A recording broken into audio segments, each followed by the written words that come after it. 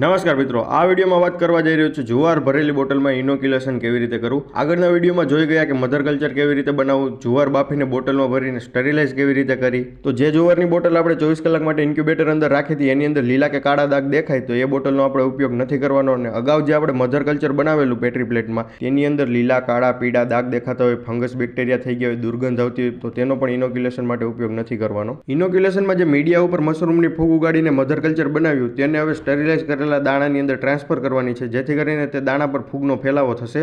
Laminar એરફ્લોની અંદર sterilise કરેલ દાણા અને મધર કલ્ચર લઈ આવીને કામ શરૂ કરતા પહેલા હાથને સેનેટાઈઝર વડે સેનેટાઈઝ કરી અને જગ્યાને પણ સેનેટાઈઝર વડે સાફ કરીને કોર્ક બોરર ગરમ કરીને પેટ્રી પ્લેટની અંદર નાના નાના ટુકડા કરી લીધા। આ ટુકડાને 5 થી 7 લેખે એક બોટલની અંદર નાખીને બોટલને બંધ કરી હળવેથી હલાવીને મિશ્રણ કરી દીધું। ત્યારબાદ આ બોટલોને ઇન્ક્યુબેટર અંદર 22 થી 28 સેલ્સિયસ તાપમાને 10 થી 15 દિવસ માટે રાખવાની છે। આ બોટલ અંદર 3 થી 4 દિવસમાં નાના નાના સફેદ ડોટ્સ દેખાશે। 7 થી 8 દિવસમાં 40 થી 60% જેટલા દાણા કવર થઈ જશે અને 12 થી 15 દિવસમાં પૂરેપૂરા સફેદ દાણા કવરથી મધર સ્પોન તૈયાર થઈ જશે।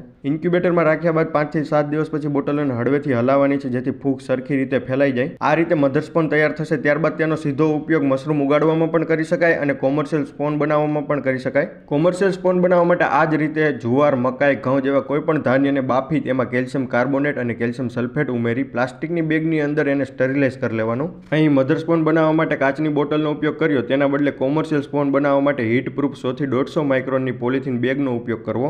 આ બેગને સ્ટરીલાઇઝ કર્યા બાદ બેગ દીઠ 1 થી 2 ચમચી મધર સ્પોન ઉમેરીને ઇન્ક્યુબેશનમાં રાખી દેવાની। આ રીતે 10 થી 15 દિવસની અંદર કોમર્શિયલ સ્પોન પણ તૈયાર થઈ જશે।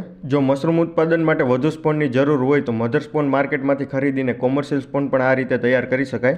જો આ વિડીયોમાં આપેલી માહિતી તમને સારી લાગે તો વિડીયોને લાઇક કરી મશરૂમની ખેતી વિશે શીખવા માંગતા લોકો સુધી વિડીયોને શેર કરજો અને તમે પણ આ સફરમાં જોડાયેલા રહેજો। આભાર।